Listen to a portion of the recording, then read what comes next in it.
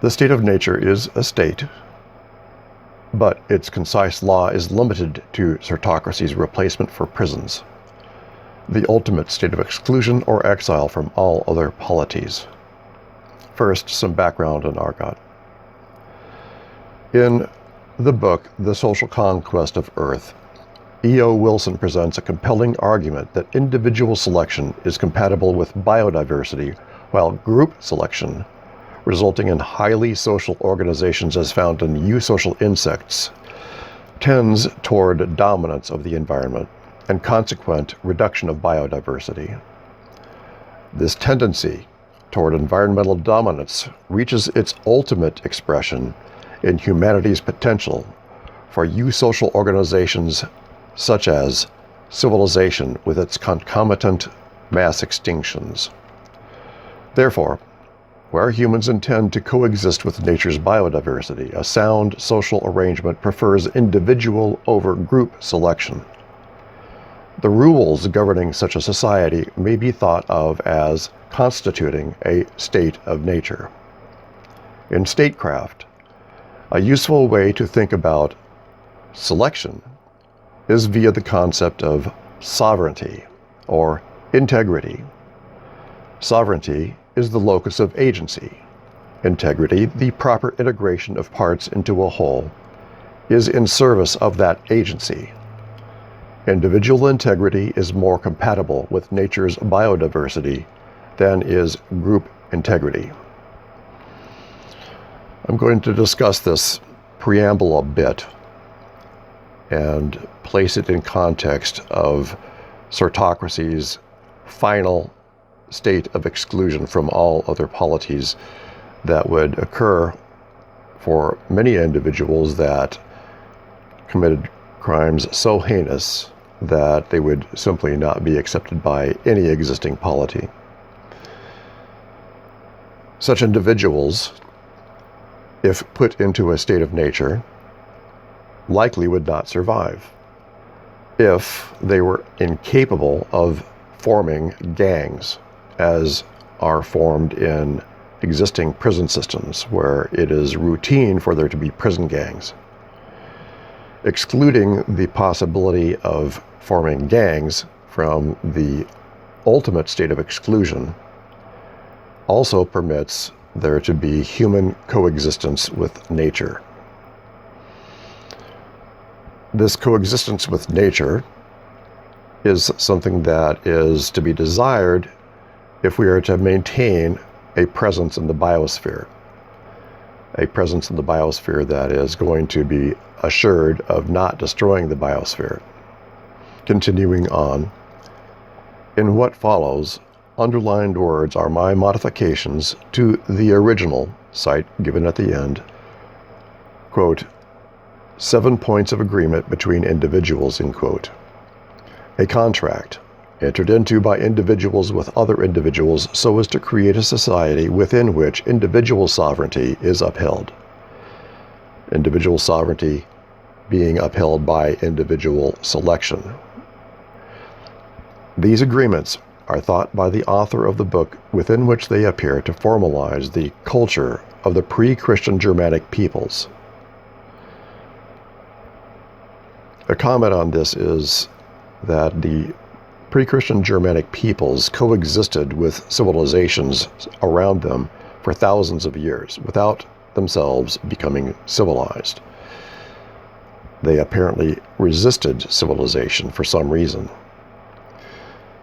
The resistance to civilization was only overcome with the advent of Judeo-Christianity spreading out from the Roman Empire.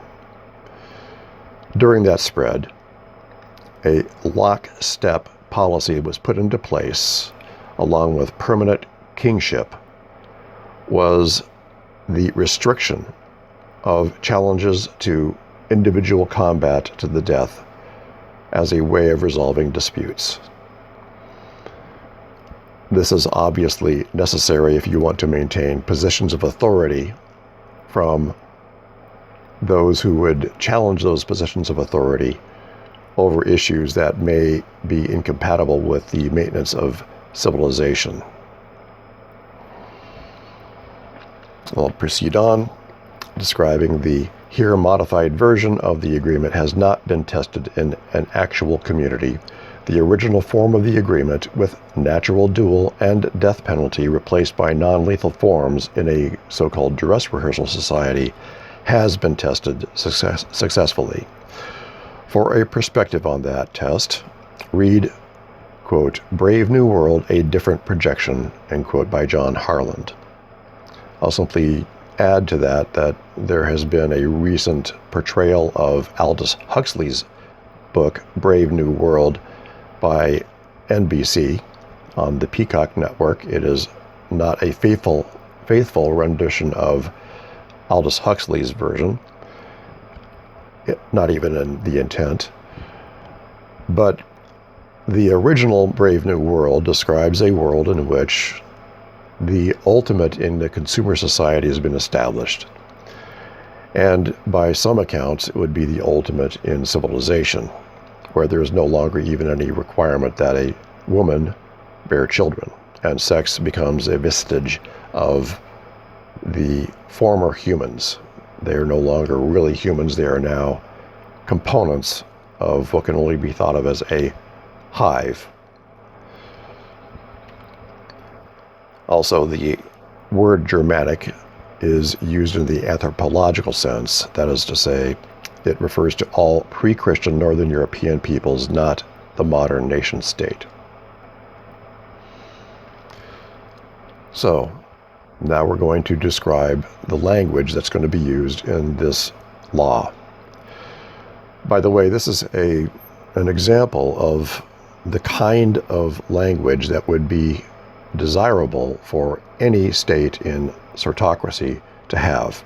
And by the kind, I mean that a concise portrayal of the mechanisms by which power is to be utilized or decisions are to be made within the polity, so that people can hold it in their hands to read it and understand it by the age of consent, which would typically be sometime after the onset of adolescence, age 18 to 21, etc. So, language for the agreement. Instead of using the words adult and minor, or male and female, or authority and layman, or any of the many other pairs now used to designate and confuse social roles, this agreement uses only two words, sovereign and shielded. A significant carryover from current word usage is that sovereign implies decision backed by force. Full definition is given to the word sovereign and shielded by pointing out their social function. And another way of talking about social function is their operational definitions in the law that's going to be stated in terms of this language. This agreement recognizes that force is an element of every social structure. At the same time, it recognizes that a quality of being that inspires protection is the essential balancing element to force. I'm going to stop here and talk about something that we all feel, which is that, for example, children are an inspiration to those who are stronger and able to provide them protection. There are other people who may not be able to provide themselves protection, such as women in the presence of martially trained men, other weak people, maybe aged people that are still valued because of their wisdom, or simply because of the fact that they have been loved over a long period of time, and they inspire protection in people who are younger and stronger. If you look at the prison system, there are similar kinds of relationships, but they're far more pathological. Of course, you've got the coercive power of gangs, which result in many times sexual humiliation and rape of individuals that don't join gangs. And sometimes you're able to be protected from that by having an individual protect you. and that individual it's up to that individual to decide many things about the protected individual. This kind of relationship in prisons is going to be very severely limited under this social structure because of the fact that an individual can choose their sovereign, and a weak individual can choose their sovereign. But in addition to that, the kind of combat that is allowed in prison encourages Mike Tyson types to become the dominant force. In this agreement, the contest that anyone can use to enforce their will, the ultimate contest, is a contest in nature where an individual who may be weak can nevertheless utilize their cunning and their strategic thought to trap and kill a stronger individual, just as they would be able to trap and kill, say, a bear. This kind of selective pressure is profoundly different than either the trial by fraud, which seems to be the current dominant method of selection in civilization, or the trial by two apes going at it to see who's got more muscles. Continuing on, the force that perpetuates the social organization set forth here is that of sovereign individuals. Those who inspire and receive the protection of an individual sovereign are designated as shielded. The shielded have some protection by all sovereigns, and some behavior is enforced on them by all sovereigns. When old enough, children of either sex who have been shielded may choose forceful sovereignty. As an alternative, they may choose to continue non-participation in the use of force by not declaring their sovereignty. This agreement gives formal social approval to the use of force in certain circumstances by sovereign individuals.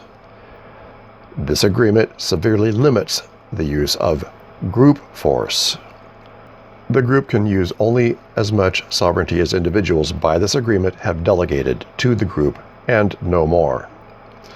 Within this agreement, a vote is always a deliberated group decision to use group force within the severely limited area herein specified. That group force can be used. Because a vote is a basis for the use of force, only sovereigns can vote on matters that are decided by vote.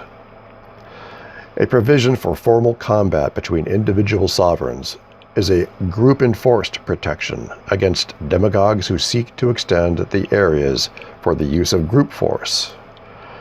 Because men of honor and integrity usually disdain the twisted use of mob-swaying words, the reason-mutilating weapon of demagogues, formal physical combat on nature's terms is every sovereign's prerogative. A shielded person cannot vote and cannot be challenged to formal combat. Small children cannot effectively function as sovereigns, and some adults may not wish to do so. Such persons may be shielded by a sovereign individual. The shielded are partially protected from action of other sovereigns by the one sovereign under whose shield they live. A shielded person becomes subject to the discipline of all sovereigns if the one sovereign's shield is removed. To be clear, the sovereign-shielded relationship is mutually consenting. In other words, the sovereign may choose to end the sovereign-shielded relationship, and the shielded may choose to end the sovereign-shielded relationship. Anyone may choose to enter into a mutually consenting sovereign-shielded relationship, so a shielded can remove their consent to that relationship and accept the shield of another sovereign. The following statements help define the terms sovereign and shielded. A child is born by the shield of its mother if she is sovereign, or by the shield of her sovereign if she is shielded. Anyone who has reached the age capable of procreation may become sovereign by formal declaration of one's sovereignty, except for the special condition noted below regarding formal combat. Except for the special condition noted below regarding formal combat, a sovereign acting alone may remove the shield from one protected by it. Removal is made by a formal declaration of the fact. The shielded person thereby becomes sovereign. All who are protected by a sovereign's shield become sovereign if their sovereign dies or disappears. A sovereign who is shielding no one may cease to be sovereign and become shielded by another sovereign if formal declaration of the relationship is made by both sovereign and shielded. A sovereign, unshielded child who is too young to make a valid declaration of its wishes may become shielded by a sovereign who makes a formal declaration of the relationship.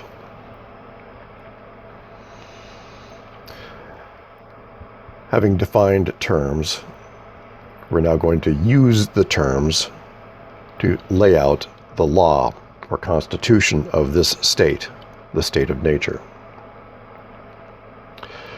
7 points of agreement between individuals.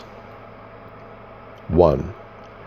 Except in self-defense or enforcement of this agreement, no one may willfully kill, disable, or permanently disfigure another.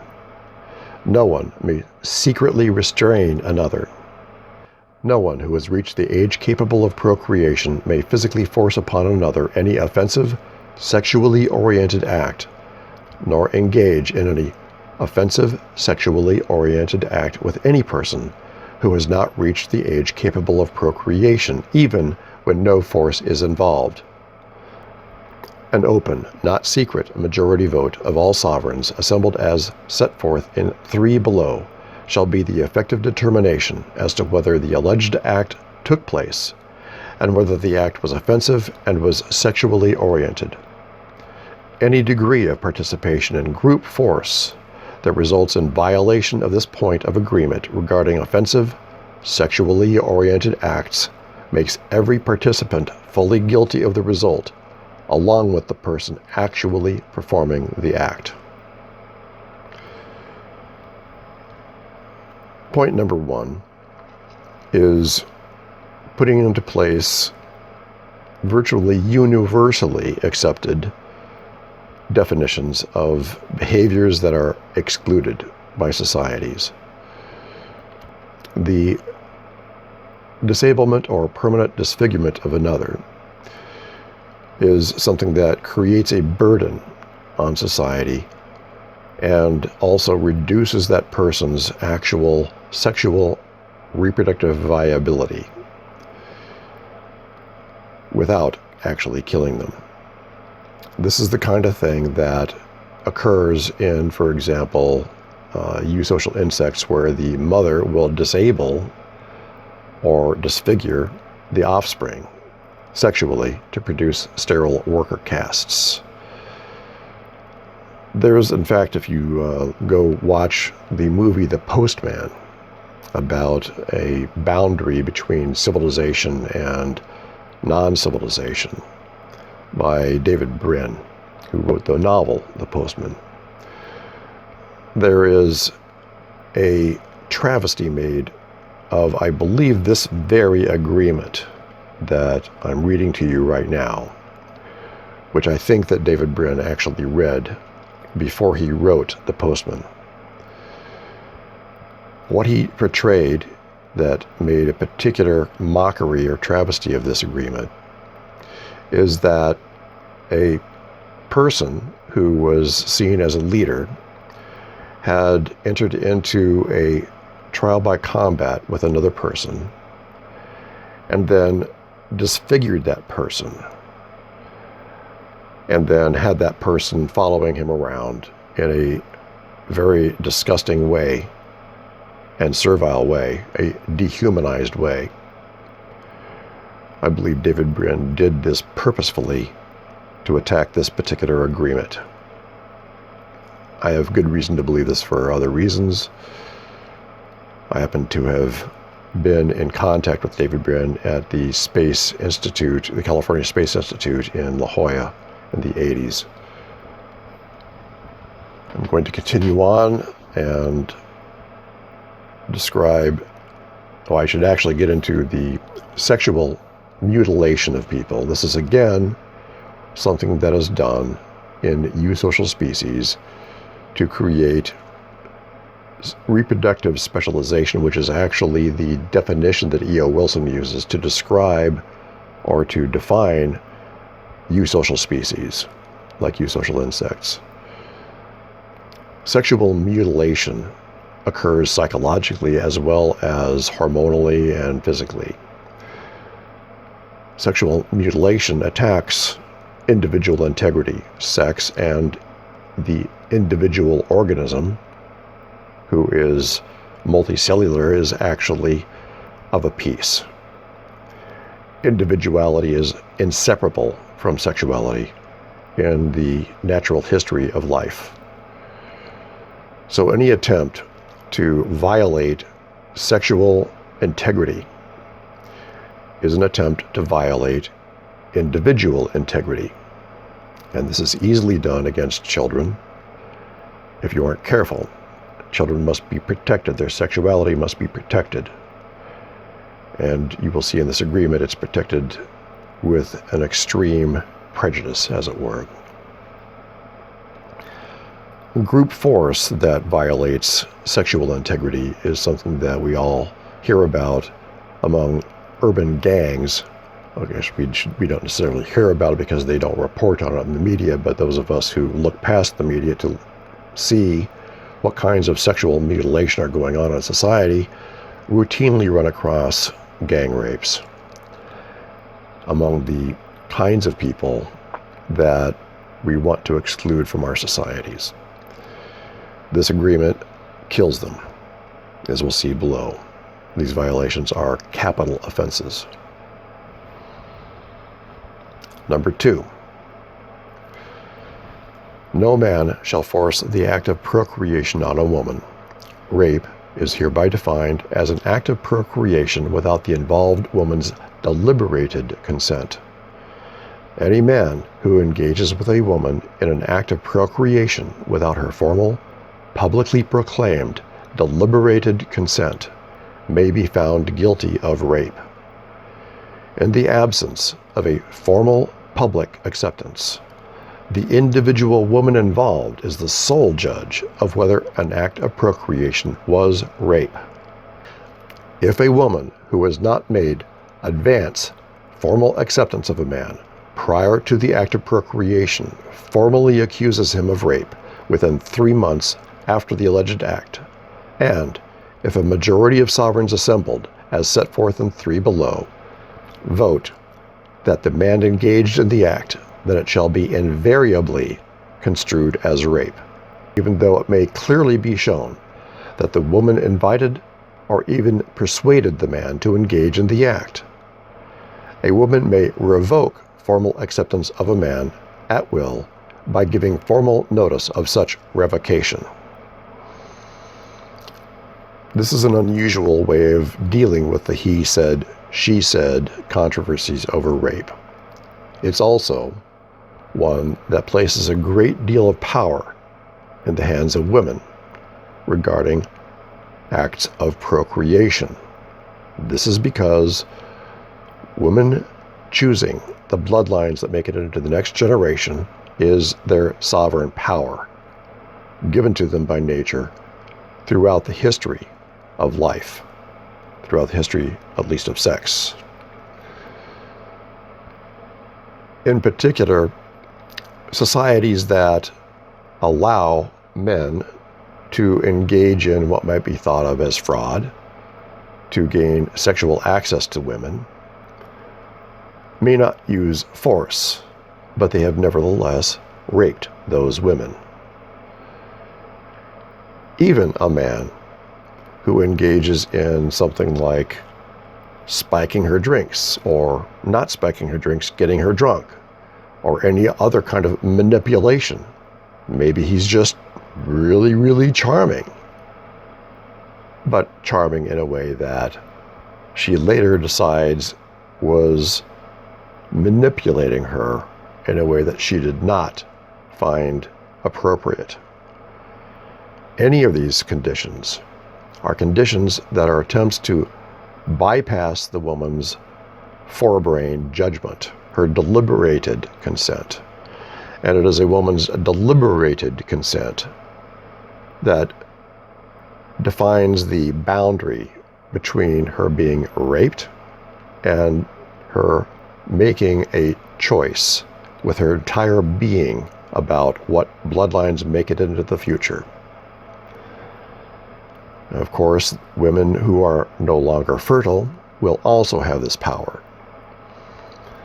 But people must understand that a woman's love is something that is very deeply ingrained in all organisms that are of a sexual type.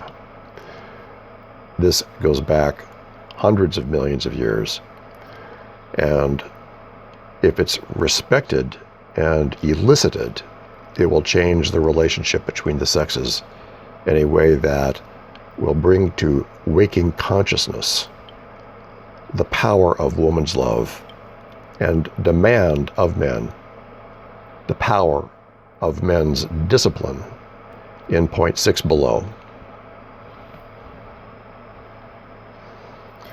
Point 3. Any individual, either sovereign or shielded, or any group of individuals, may restrain persons suspected of breaking these agreements for a period of not to exceed 15 days, conduct a trial for them at a specified, easily accessible place on a date, time, and place publicly and formally announced 3 days in advance, and penalize in person or by proxy or proxies those deemed guilty by an open, not secret, majority vote of all sovereigns at the trial who are permanent residents of the community. The composition of community and the meaning of permanent resident is to be defined by those entering into this agreement. The definition of community in nature will be generally those that are living in close enough proximity that they can travel conveniently to socially interact. And there will be different definitions of communities. There will be multiple communities, and various people will be considered guests of a community, maybe a transient who is passing through. Those who are not permanent residents would not be eligible to determine these terms. Another thing to pay attention to here is the fact that these votes are open, and they are by the sovereigns only. And what that means is that people who are engaging in conspiracies to try to subvert the voting system cannot easily get away with that behavior. If they start engaging in conspiracies to tip the votes on a variety of disputes so that they can, in effect, bypass the intended meaning of this law, they can be called forth and punished in accordance with number 5, which we'll read shortly. Number 4.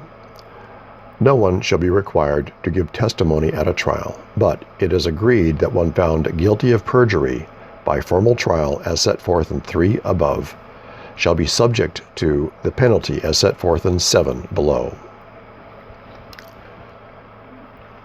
That's simple enough. Number 5. No additional agreements that give a group's decisions effective power over individuals shall be made. Any group of 2 or more individuals who make other agreements giving a group decision effective power over individuals, or who fail to abide by these agreements, shall be deemed a conspiracy against individual freedom. All acts against them by an individual or a group of individuals who have entered into this agreement shall be construed to be self-defense. Further explanation. Anyone may bring interpersonal problems before a voluntarily convened, formal, open forum, structured after the manner of a traditional court of law. In such a forum, opinions regarding the interpersonal problems and deliberated recommendations for settling differences can be formally given. But such opinions and recommendations will not be binding on those involved. Those who bring problems before the formal forum may, if they choose, make personal agreements congruent with the forum's recommendations after the recommendations have been made. Those found guilty of making agreements to be bound by the forum's recommendations before the recommendations are made are guilty of making agreements giving a group decision effective power over individuals. This gets back to the definition of agency and integrity of an individual. If you turn your decision-making capability over to others, even one other, what you are doing is giving up your agency to that other. That is a violation of your own individual integrity.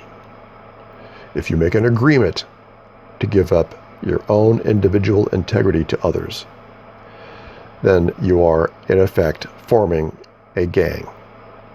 You're forming a group where you no longer operate as an individual.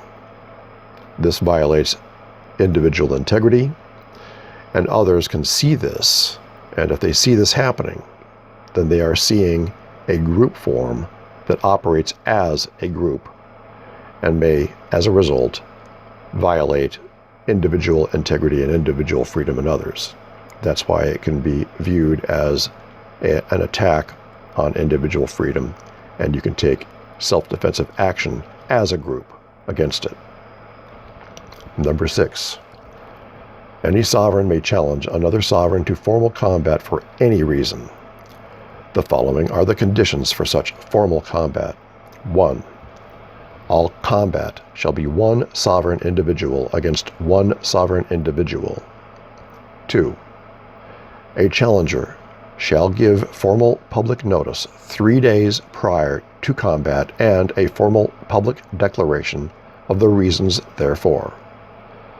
3. There shall be up to a 1-year interval from the time one is challenged to formal combat before one may again be engaged as the challenged. This interval may be shortened by the challenged issuing a formal public declaration of its termination. The challenged may not shield others from the end of combat through the end of this interval. This is a modification from the original I'll get to later and explain it. 4. Subject to the following provisions. The conditions of formal combat shall be established by a majority vote of all sovereigns of the community who assemble after 3 days public notice. The intent shall be to give challenger and challenged the equal opportunity they would have in nature if no human society existed. Terrain of the combat ground shall be varied and extensive enough to permit strategy and to give the physically weak the chance that nature gives them. Combatants shall have equal weapons and clothing. Weapons shall be a sword or knife with a blade not to exceed 25 centimeters, approximately 10 inches, plus a 15-meter, approximately 50 feet, length of strong cordage.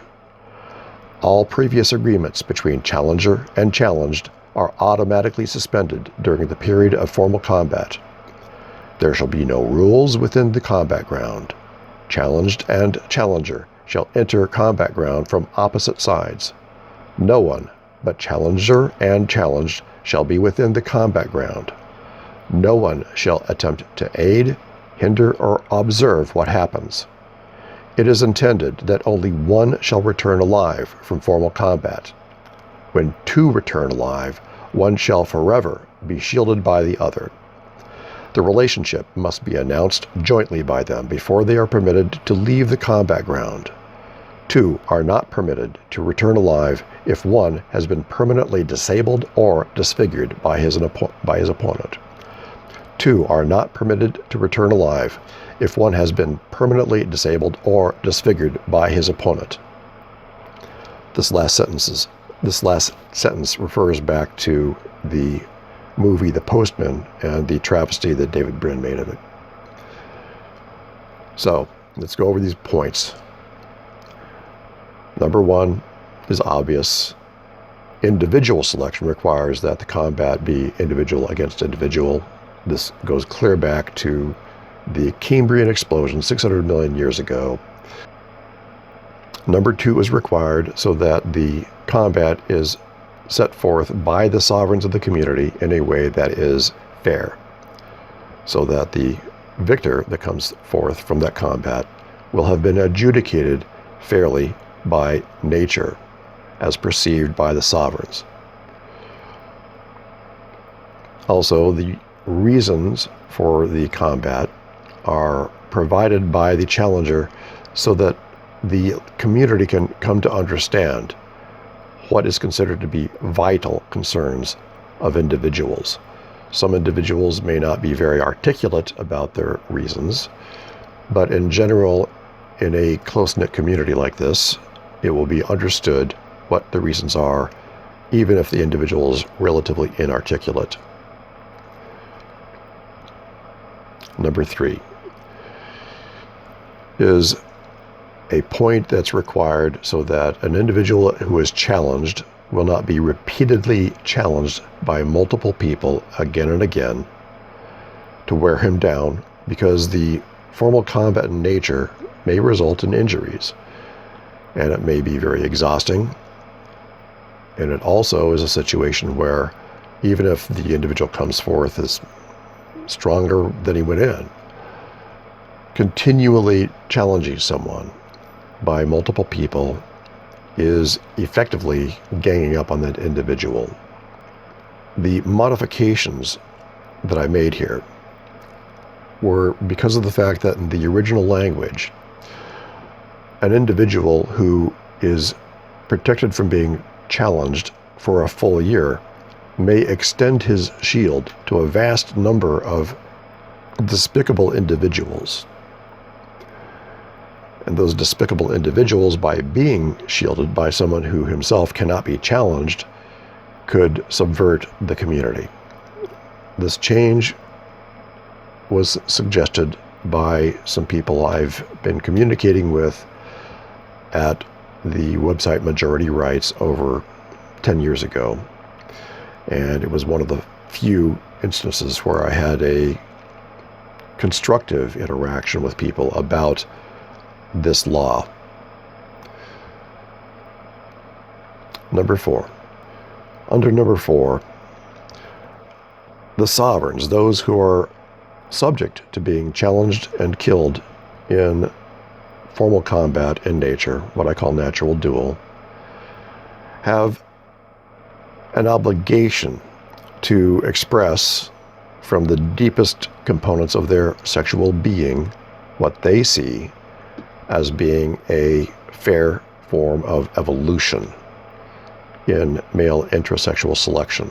A sword or knife and cordage recognizes that these are basic tools that are available in pre-civil societies that individuals can fashion themselves if they're appropriately trained by the age of procreation. So it's conceivable that you could make your own sword and you could make your own cordage and then use those in nature to carve out a living from nature. Using such tools, one can build other tools, for example, bow and arrow to go hunting, etc. There is a reason to believe that the very early Paleolithic Europeans, descendant from Cro-Magnon, had a sparse enough population that they would tend to end up in individual combat with each other over hunting territory.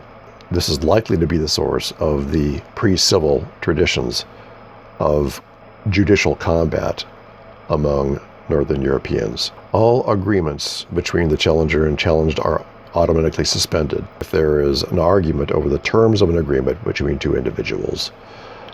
One individual may be saying, well, by this agreement, you must engage in some action that is going to end up killing you out of a matter of honor, if you're going to honor the agreement.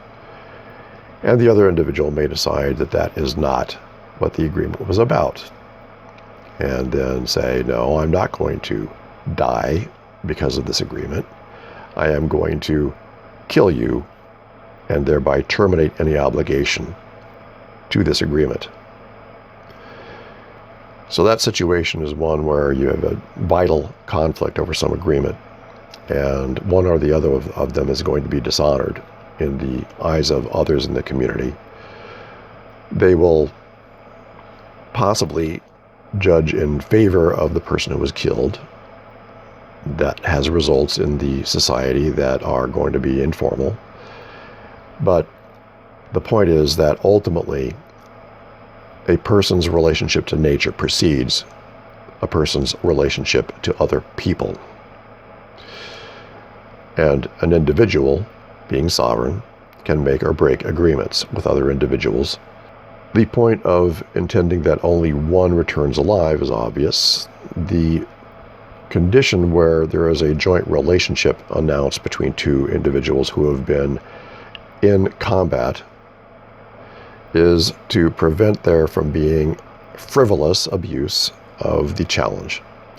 There might be some instances where a woman wants to be shielded by a man and can manipulate him into shielding her by challenging him, and then in the combat ground, placing her life in his hands, basically saying to him, I don't want to live without your shield. And if this is done in a way that inspires his protection, then he can refuse to kill her and exit. Of course, this also applies to men that may inspire his protection. But it's a exceptional condition. And this is the particular condition that, being exceptional, was focused on by David Brin and the Postman, and then further made a travesty of by permanently disfiguring the permanently shielded person, which is in direct violation to the last sentence. Number 5. No sovereign who has an unanswered challenge pending may leave the community, refuse combat, or relinquish one's sovereignty. This is simply to avoid the situation where people who are engaging in bad behavior may, like for example, declaring their sovereignty and enjoying the votes, etc., up till the point where the price is to be paid, try to escape the price. They're not permitted to escape their price by number 5. And finally, number 7.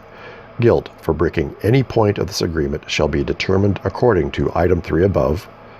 The invariable penalty for anyone found guilty of breaking any point of this agreement shall be death within 24 hours.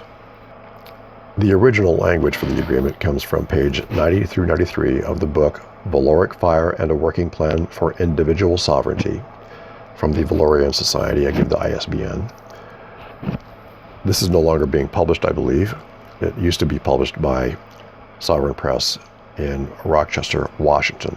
By the way, David Brin's Postman was set in Washington. It's another reason that I suspect strongly that he was making a travesty of this particular book. I believe he got access to it as an author looking for ideas and did his worst.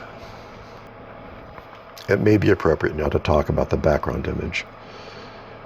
The sword is 10 inches approximately, and the strong cordage signify the conditions of combat.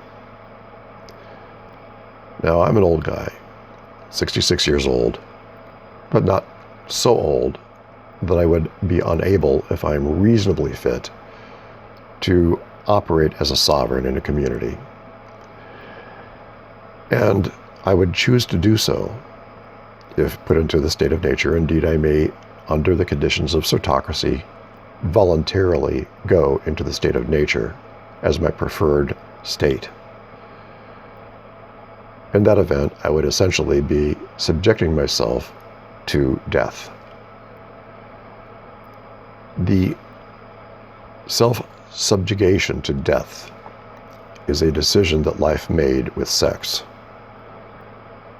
For men to recover their full sexual being, it may be necessary to enter into this kind of state of nature, because civilization requires that they give up their individual ability to challenge and be challenged over matters of honor and further evolution in a fair contest, something that does not simply advantage brute strength and does not simply advantage the kind of cunning that is in operation in civilization, where the appeal of last resort in dispute processing seems to be one's ability to manipulate others with propaganda, deceit, and various forms of psychological manipulation and persuasion. This balance between feminine power and masculine power needs to be preserved, just as does nature need to be preserved, because it is natural. It is what produced us.